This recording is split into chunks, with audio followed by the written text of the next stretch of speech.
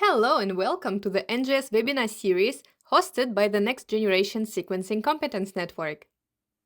Along the series, you will be hearing from scientists and clinicians from various fields of research. However, they are all connected by sequencing. Who would have guessed? We bring you to journeys where researchers are telling us about their sequencing data harvesting and bioinformatics analysis and surely results and perspectives. How do they do it? What is it good for? Watch and let us know. Our network has started as a DFG-funded national collaborative initiative in 2019, and up to 2023, there have been several annual calls for projects to be sequenced at our core genomic facilities across Germany. From 2024 on, you have a new exciting opportunity to co-apply with one of our genomic facilities for a high-cost sequencing project, which can cost up to 1 million euros. If you ask me, it's worth to check it out. Go for it. We'll leave the link in the footnotes, and here is QR code for your fast access. Welcome aboard. Find a comfortable seat, get a drink, and let's listen to our next speaker, shall we? Hello, my name is Aleksandra Galitsyna, and I'm a postdoctoral researcher at MIT with Professor Leonid Mirny. And today I will be talking about our recent work on connecting immunity with chromatin organization and remodeling in dendritic cells. I would like to start with the introduction of what is the immunity and how it works, and a brief reminder that immunity consists of two parts, adaptive and innate, and the main thing that connects them to the key player that creates the bridge is the dendritic cell. The dendritic cell is the cell that resides in the tissue, and then when it faces the antigen, it gets activated, and then it rapidly changes its behavior, so it starts migrating, and then it goes to the nearest lymph node and activates B and T cells that can then proceed with adaptive immune response and kill the pathogen. So DCs are the cells that are getting rapidly activated, and they play indispensable role in the immunity. And we were curious because how this process achieved, and we are usually studying that three-dimensional genome organization, and we were curious how this process of rapid activation is achieved through chromatin, which to us seems pretty fundamental structure that controls that. And what we are curious about in our lab at MIT, it's Leonid Mirny's lab, and there we study how chromatin organizes and how the variety of function of the cell is achieved through its DNA and through process of regulation and passage of epigenetic information. So this is the small representation of what is happening. So we have DNA, which is wrapped around nucleosomes, and this DNA protein complex with potentially transcription factors and architectural proteins of DNA form chromatin, DNA protein complex. And in this form, DNA can be influenced by a multitude of factors, including histone modifications, different modifications of nucleotides themselves, and all of them influence chromatin architecture, which then should work like a clock, fulfilling the functions of the nucleus. And at the same time, DNA is folded thousands, tens of thousands, hundreds of thousands of times, and this is the basic problem that we try to understand how this whole process is organized and why it works in such a exact manner. So on top of these functions that we know, replication, recombination, regulation, and transcription, can we also understand what is happening to the dendritic cells that have this peculiarity of very rapid activation? And to study that, we first thought how is that possible in the context of the nucleus? What is important? What should we look for to find this bridge? And we turned to the concept of gene enhancer interactions. So the genes in this all cell body are the same. There is the same DNA content, excluding some somatic mutations, but generally all the genes should be the same in all the cell types in the body. And how the variability between different cell types is achieved is through different patterns of RNA expression. So in different cells, you will have different subset of genes active, and that shall be intrinsically controlled by the nucleus itself. And the way to do this regulation in higher eukaryotes and in humans is to have enhancers that will influence expression of the genes. And enhancers are distal regulatory elements to the genes. They can be located pretty far away from the gene. For example, it can be up to several megabase pairs of DNA, and it's a pretty tough challenge to bridge promoters and enhancer together and to help them find each other. And for a long time, it was a big puzzle how this promoter-enhancer regulation is achieved at a distance. And recently, there is more and more evidence for the mechanism of loop extrusion, which is organizing DNA into loops in a dynamic manner. And here I will switch to this video illustrating the concept of loop extrusion, which works on DNA. And here you will see a specialized molecule called extruder molecule that acts upon this DNA. So let's start.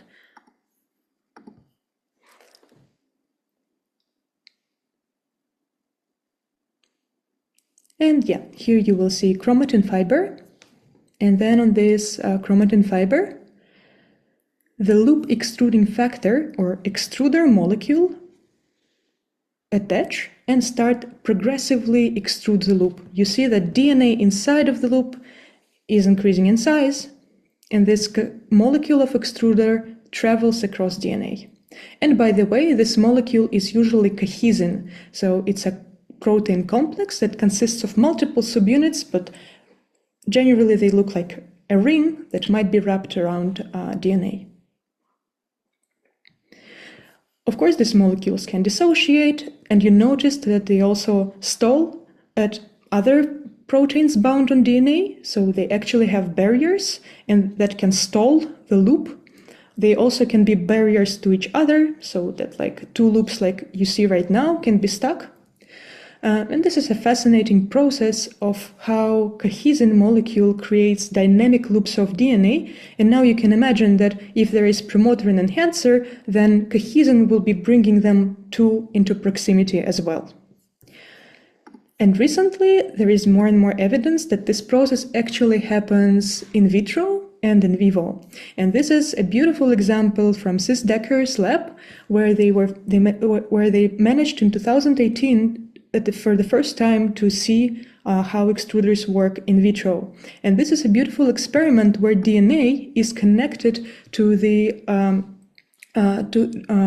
plate, and then you visualize both DNA and the molecule of extruder. So this worm here is DNA, and this is the more dense region of this DNA, and there where extruder has loaded. And now you will see how progressively it creates the loop. Yeah, you can see that this little bulge here, it is growing in size, and this is cohesin extruding the DNA.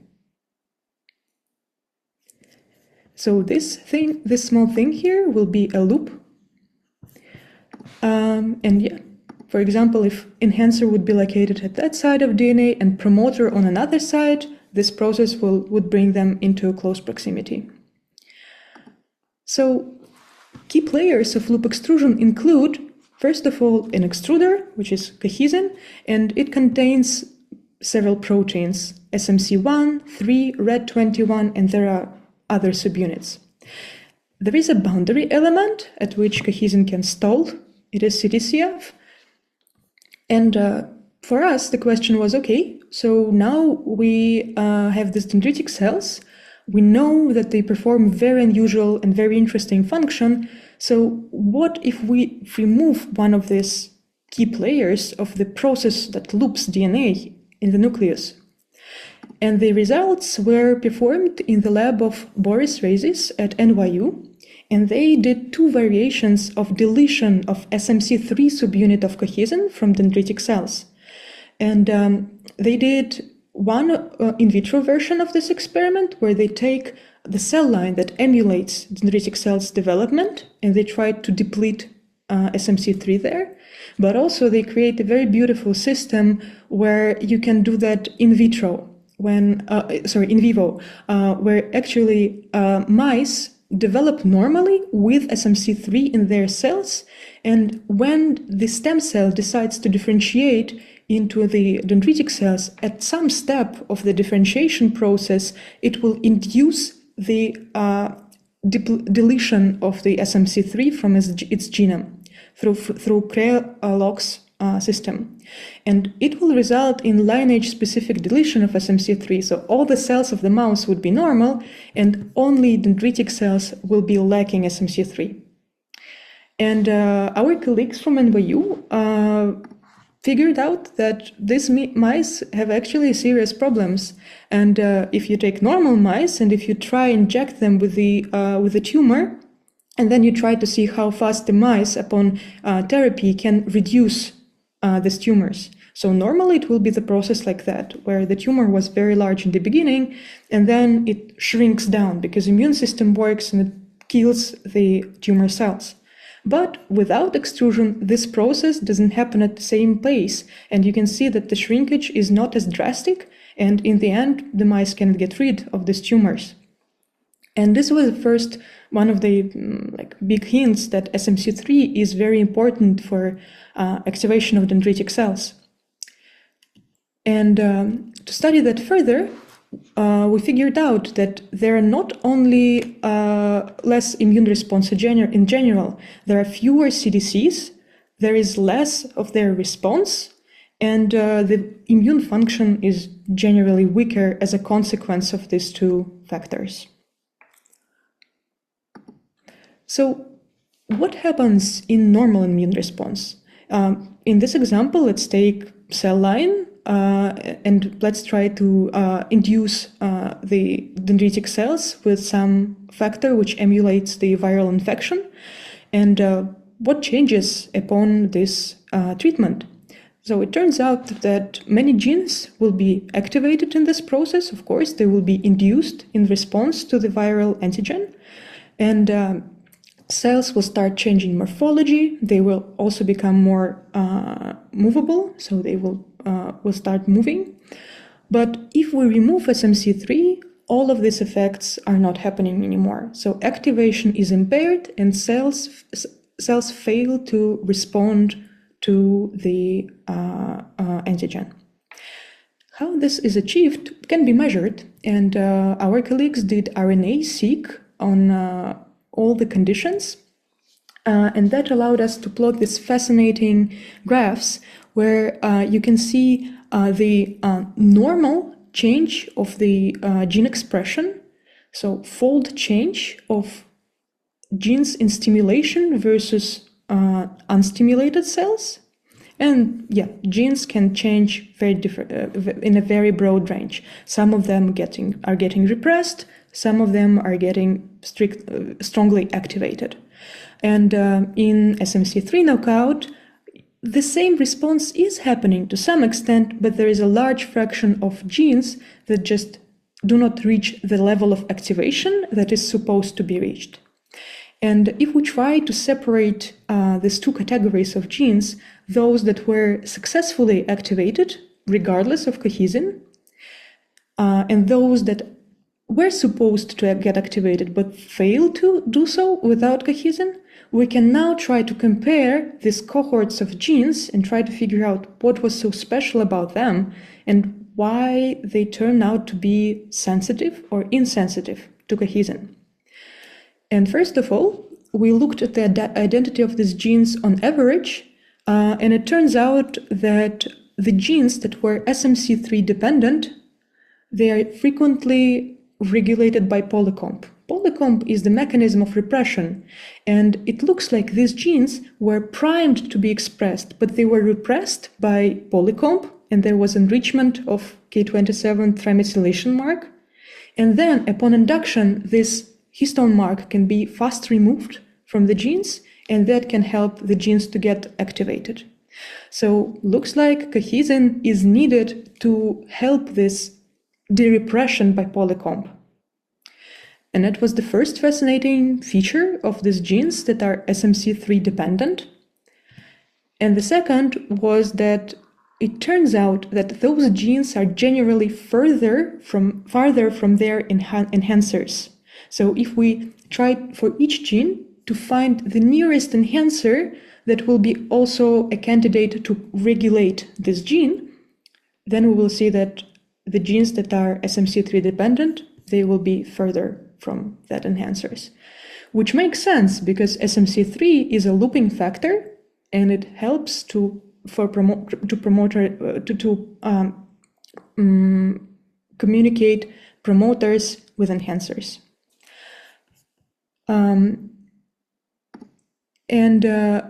What about looping in general? We now figured that yes, SMC3 is important to the genes that are further from their enhancers and that are polycomb regulated. But what about other properties of chromatin? What about broader picture and not only at these targeted genes? And our colleagues performed the CUT&RUN experiments for different histone modifications and also RNA-seq. But it turns out this information is not enough to derive conclusions about chromatin architecture. And that's why we asked them to do an experiment called Hi-C, chromosomes conformation capture with sequencing. And this procedure consists of several steps where first chromatin in the nucleus is cross-linked with formaldehyde typically, and then all the proteins are connected to each other and proteins are connected to DNA. So you can imagine that in the nucleus, after this first step of cross-linking, you have a mesh of all protein-protein and DNA-protein interactions that holds on pretty robustly. And in there, of course, some of these interactions are meaningful ones. For example, it can be cohesin bridging two parts of the loop, or it can be it can be some other architectural loop, or it can be polycomb. So all of these interactions are usually preserved in this procedure. And that allows us to do lots of fun bioengineering modifications of the samples that will allow us to measure how frequently two pieces of DNA are interacting with each other in the nucleus. And the next step, we fragment DNA, we chop it into small pieces, but because protein-protein interactions are holding on to each other so well, we do not destroy them. And that will result in perhaps molecular complexes like that, which we can study further. And among the next steps, I will not dive deep into the into the details, but one of the important steps is ligation, where the DNA fragments that are floating nearby in the 3D space will be ligated with each other and result in the continuous DNA molecule that then we can sequence. We can sequence it by paired end sequencing so that both ends are representative of regions of DNA. And you can see here the blue one is the one which was located at one chromosome, and the orange one was the region located on another chromosome. And it would be a nice example of distant interaction between different chromosomes. Also, although this one is completely hypothetical, let's proceed with more abstract and general example of how the Hi-C data is obtained and then analyzed. So imagine that you have chromatin in the nucleus, and this is the globule of DNA that we colored here for simplicity from red to blue. And here how it would look like if you have stretched the whole DNA, and you can imagine that it's now a coordinate system of one chromosome, for example. Now, let's take a look at this particular region here where you see interaction between green and red fragments of DNA. And during Hi-C protocol, these two regions will be ligated together, resulting in the chimeric DNA molecule that will be representative of long-range interaction.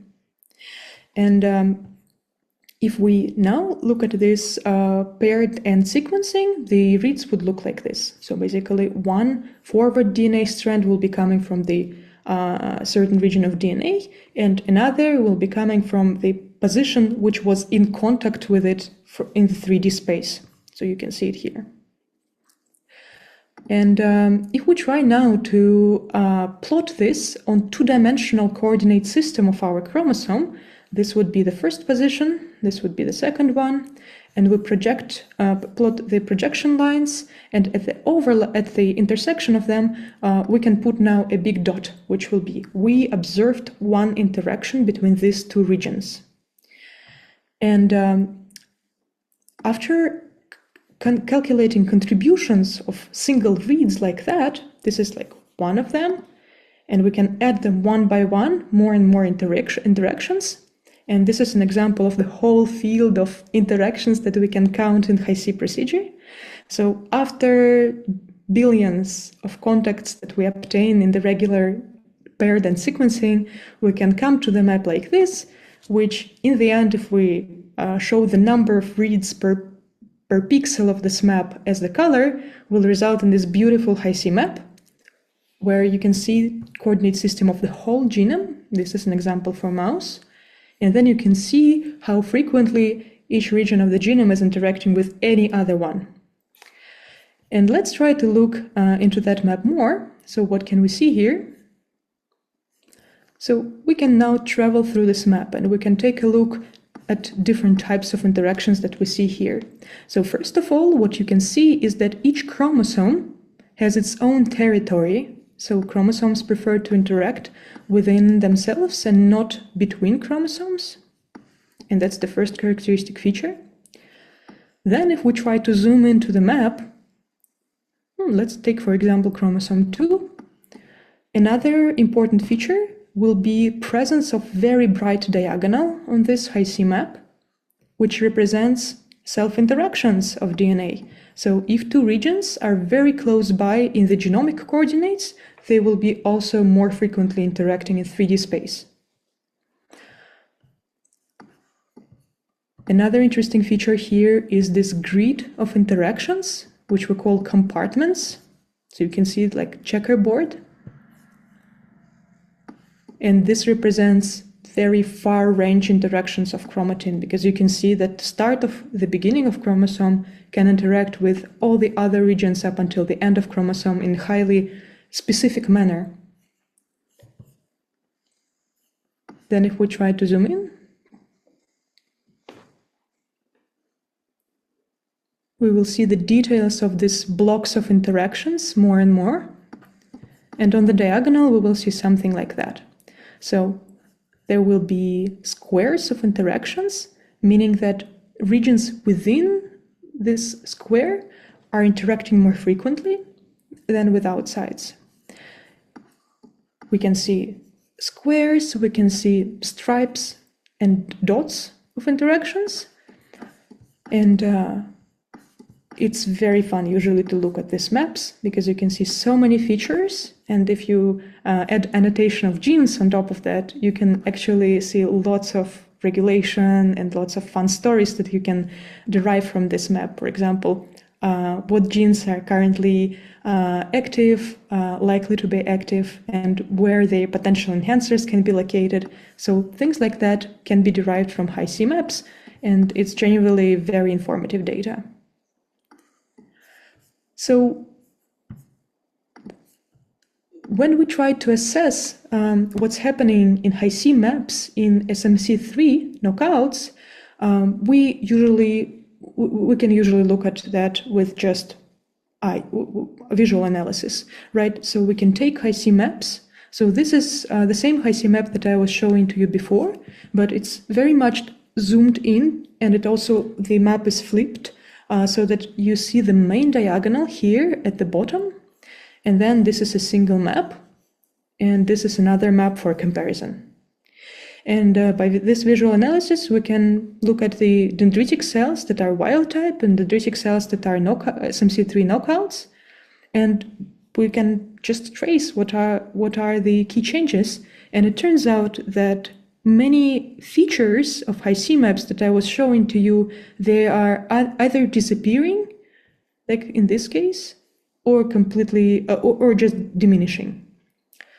And the features that I highlight for you here is this stripe that was just a line that got much weaker, if not absent, in SMC3 knockout. This is an example of potentially dot that got disappeared in SMC3 knockout. And these are the features that I will talk about more today, the fountains. So you can see that these are interactions that are emanating from a single dot on single point on Hi-C map. And they're kind of perpendicular to the main diagonal, which is different from the domains that are, in this case, triangular. So if we want to assess what is the strength of this change, we want to have some quantified measure of how these changes are. And the first thing is to look at so-called scaling plots. This is the picture that I have in mind. So you usually see this rapid drop of strength of interactions with the distance, right? I was showing to you that here the interactions are the strongest, but then they decay.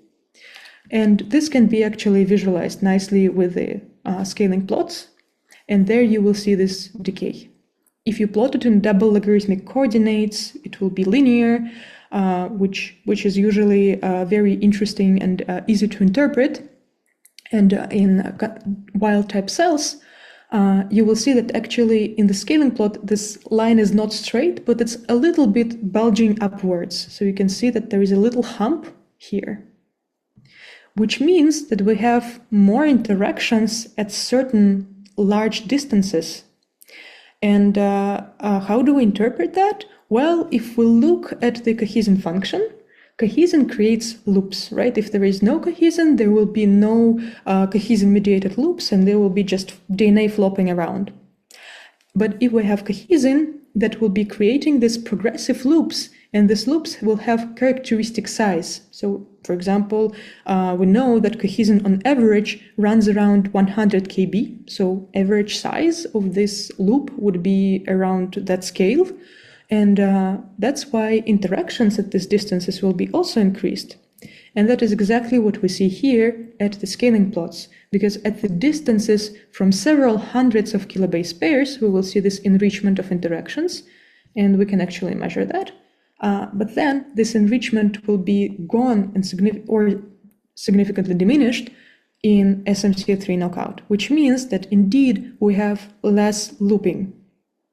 And that's what we can see from Hi-C experiment. And that also goes in line with our previous observation that genes that require SMC3 to get activated, they actually potentially require this looping process to reach for the enhancers.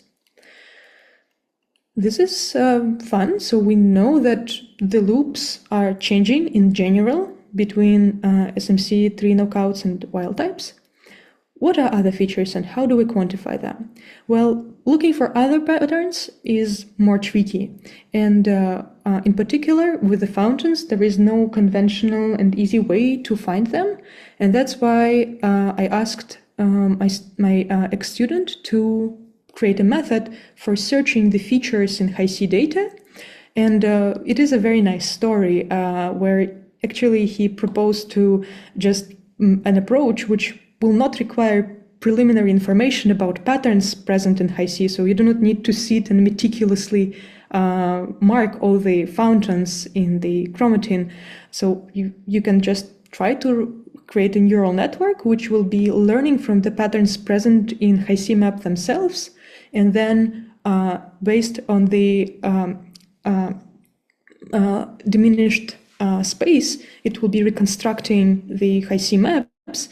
And that will allow us to not only compress information about Hi-C maps, but also try to find the meaningful patterns there.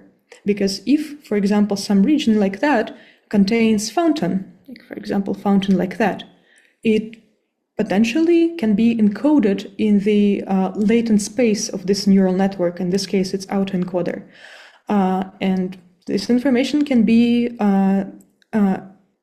extracted from the neural network, and we can actually call the fountains. We can find individual fountains in Hi-C maps instead of manually marking them like this.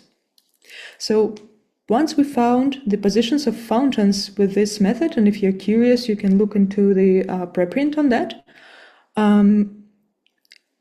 then we need to assess the general strength of the fountain and general strength of change between different conditions. And to do that, we use a so-called pile-up plot, where we need to average Hi-C fragments around the features that we found with neural network. And this is an illustration of this pile-up plot, where, for example, in this case, you found some features of chromatin and they are located in these areas. And you take the squares of Hi-C maps around them and you stack them all together. And then you average them. And that's how you can obtain the average picture of the feature that you were looking for. And you can now estimate its strength, for example, how much more interactions I have on the position of this feature relative to the background. And that's what we did for the pile-up for the fountains, and we did a pile-up of enhancer found by autoencoder. And here how it looks like. So in dendritic cells, indeed, we see that there is a formation of this feature, which we call fountain, which in this case, here is the diagonal, and here is this pattern of interactions perpendicular to the main diagonal that we call fountain. And this pattern gets diminished in SMC3 knockout, and yeah, it's a significant change. But how do we interpret that? What do these fountains mean, and why were we so excited about them in the first place? Well, we know that from another experimental systems, these fountains happen to be at the positions of targeted loading of extruders, of SMC3 in this case. Indeed, if we have SMC3 knockout, we won't have this loading of cohesin and specifically targeted loading in specific positions that can lead to the formation of these fountains. And just a quick pause, let's look at how fountain structure emerges. Of course, you can read about it if you are curious, but imagine that you have this DNA strand, and the blue region here is the region that attracts a lot of cohesin. And then there will be several cohesins landing at this region, and one by one, they will be creating progressive loops. And that will result not in usual picture of extrusion where we see one loop per one cohesin. It will be the loop that starts to be looped in by another factor. And you can think of it as of a hairpin. So two regions around blue targeted loading site will be connected. And on Hi-C map, that will be interactions between regions around the central loading point, which falls onto this diagonal perpendicular to the main one. So that's what we think about formation of the structures, and it was very exciting to see that targeted loading of cohesin potentially is down-regulated in SMC3 knockouts. Of course, there are many more features that also go down, but we think of them as a kind of downstream from cohesin loading. Because, for example, I mentioned that cohesin can stall at CTCF, at the boundaries, and this stalling usually leads to formation of the dots in Hi-C maps. And these effects are also getting weaker in SMC3 knockouts. So, with that, I would like to acknowledge the people who were involved with this project, Nick and Boris from NYU, my supervisor Leonid Mirny, and my ex-student Alexei, who was doing the neural network part. And yeah, check out the preprint if you're curious. And for now, I would like to stop for the questions, and then thinking whether we want to go for the second round of investigating immunity and relation to the chromatin organization. And the second part will be about perturbing transcription factor, because we were just talking about cohesin, which was a rather crazy idea to test its depletion because it's the looping factor, and there was no apparent connection to the immune system, but it turns out that there is a fundamental one. But that's why we decided to take a look at something that is far much more investigated, and this is IRF8, interferon regulatory factor 8, which is a transcription factor that controls differentiation of DC lineage, and it is known to be very important for DC differentiation. And we tried to dive deeper into that process and to study the details of how IRF8 transcription factor acts and how it changes the chromatin organization. And it turns out that without IRF8, indeed, the cells fail to have the markers that they will have in CDCs. So the population will be mostly immature. And this can be confirmed not only from this nice facts analysis, but also through RNA-seq. So if you try to do RNA-seq at different time steps of the development, normally it looks here like you see in purple. So this is undifferentiated cells. These are 2 steps of differentiation process, and these are CDCs and PDCs. But if we deplete IRF8, the cells will be stuck. They will be not progressing further on the developmental trajectory here. And this is visible not only from RNA-seq, but also from Hi-C. So actually Hi-C maps chromatin organization is also immature. It is stuck in between full PDCs and CDCs, and it's as close to undifferentiated cells as it is for the PDCs and CDCs. And we were super curious about this observation, and we looked deeper into what's happening in Hi-C maps. And this is the comparison of three conditions. And I apologize because that's a lot of information, and some of you probably just learned about what is Hi-C map. But I still prompt you first to look at this left plot and see what features are available there. So you can see some on-diagonal features that perhaps are created by cohesin and CTCF, but also there are compartments, this checkerboard pattern that I mentioned to you, so large-scale interactions of whole regions of chromatin. And this is C2TA, the factor which is known to be very important for dendritic cell function. This region, normally in progenitors, it is generally inactive, and it has certain preferences of large-scale interactions. You can see there is like this blob of contacts as well, and here. So it's pretty much interacting with other regions. Usually, if you see here, this is a big domain. This is usually a signature of heterochromatin. So if you see a big chunk of tightly packed DNA that interacts very well inside and very homogeneous, that is usually just heterochromatinized DNA.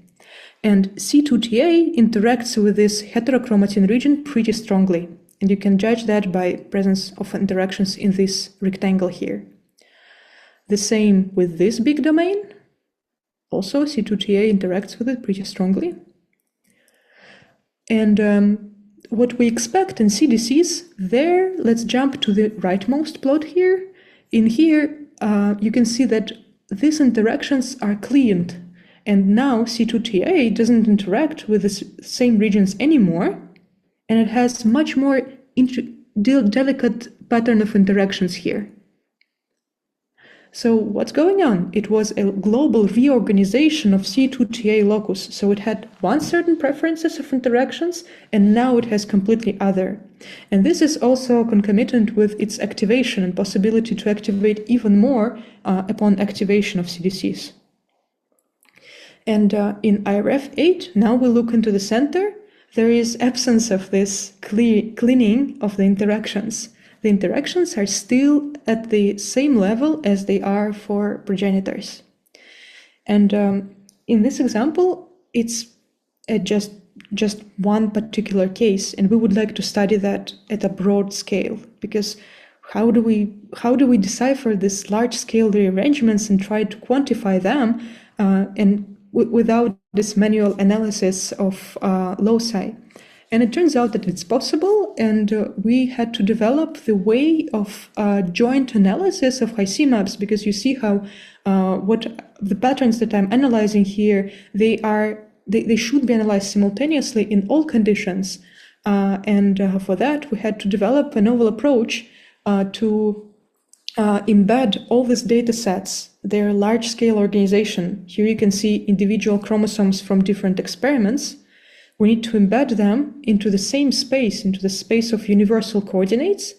And then, after we create this embedding, so each dot here will be one genomic region, and in the distance between these points corresponds to similarity in their Hi-C patterns, large-scale interactions in Hi-C maps. And we can try to cluster this cloud of dots. Of course, there are more dimensions than these two. And we can see what are different clusters and what are different types of chromatin. Because this is done for all the dendritic cells simultaneously, I call it unified interaction profile groups, so unified dendritic cells interactions.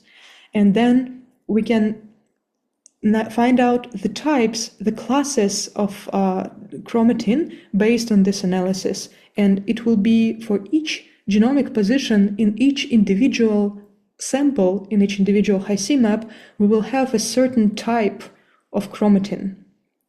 And these types, we figured out that 5 is the optimal number, and we can try to figure out what is the biological meaning of these clusters. And from the first sight, it sounds like a crazy idea, because you just run some embedding with clustering on top of a bunch of Hi-C maps. What can potentially it represent? And it turns out that actually it is quite informative, and we annotated by CUT&RUN data for multiple histone modifications. And we see that, for example, the states types that are A, we call A1, these blue ones, they are very much enriched in K4 trimethylation. So this is active chromatin where the genes are expressed, and at the same time there is almost there is a depletion of K9 trimethylation and K27 trimethylation. So these regions are actually not repressed, not heterochromatinized, they are active chromatin. Then we can do the same analysis for each state, and it turns out that each state pretty much corresponds to one characteristic signature of epigenetics. A1 is active genes, A2 are less active genes and enhancers, and B1 is the chromatin that is repressed and has active histone marks, so it's bivalent chromatin. B2 is 27 trimethylated, so it's polycomb repressed, and B3 is just regular heterochromatin with K9 trimethylation, which is very nice because we have now annotation of states of chromatin, active promoter, active enhancer, bivalent, polycomb, or heterochromatin, just based on Hi-C maps for all the samples in our analysis. And we can look at what happens in the transitions between different time points.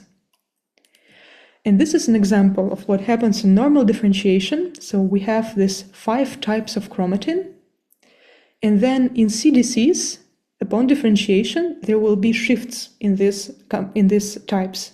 Some of the regions that were very active, they will be repressed. And other regions that were repressed to begin with, they will be switching to more and more active chromatin. So these are these upwards going lines. And this substantial reorganization of chromatin of the dendritic cells is unfortunately altered in IRF8 knockout. I mean, unfortunately for the cells, but fortunately for us, because we can clearly see this in the analysis. Orange here are the transitions that are altered in IRF8 knockout. And you can see that if there was some heterochromatin that was supposed to switch to very active chromatin here from B3 to A2, that will be completely abolished in IRF8. So the regions that were supposed to be activated they fail to do so at the level of chromatin and not on the activity of the binding of this transcription factor there. And the same if there were some genes that were supposed to be repressed, that will be also abolished. And just to remind you that, yeah, indeed, A1, A2 are very active chromatin, to which we should have switched in differentiation of CDCs, and now we see alterations in them. There is no change into that types. So if we look into the genes, it indeed involves deregulation associated with activity. So if there was some region that switched in IRF8, it switched from very active to inactive one, it will be downregulated, and vice versa. If it was, it is switching up, then it is usually upregulated in IRF8, and it's another factor of deregulation in this condition. So with that, I would like to finalize the talk and summarize the key takeaways that we studied here. Two factors that are involved in dendritic cell function, and one of them is cohesin, which fine-tunes the gene function and it controls the short-range interactions. And without SMC3, the cells develop normally, but then they cannot perform their function without SMC3. And SMC3 is strictly required for the C cell function, and without it, cells the immune defense is impaired in general in mice. And we think that it happens because impaired genes are frequently located next to frequently located farther from their enhancers, and they are also repressed by polycomb. And this goes in lines with the function of cohesin as bridging the promoters and enhancers, creating loops, but also helping to clean polycomb interactions and remove them from DNA. Another factor that we studied is IRF8, transcription factor, and it looks like this factor has a very different mechanism of controlling dendritic cells, and it controls them at the level of differentiation. So without it, just the differentiation of disease is impossible, and it's kind of very different way of controlling regulatory program of the cell, because we saw that cohesin fine-tunes it, but IRF8 sets the global picture. It sets the compartments and long-range interactions, which is a very different function from cohesin. And this dynamic duo, it optimizes the dendritic cell differentiation and function, and I think it's just a very nice example of how much we can learn about the biology of the cells from untangling the chromatin organization and impact of regulation. And finally, I would like to thank collaborators from NYU, Nick and Boris, and also my ex-student Alexei, and of course my postdoctoral supervisor, Professor Leonid Mirny at MIT, and find out more about our work on the link that you can find on the left.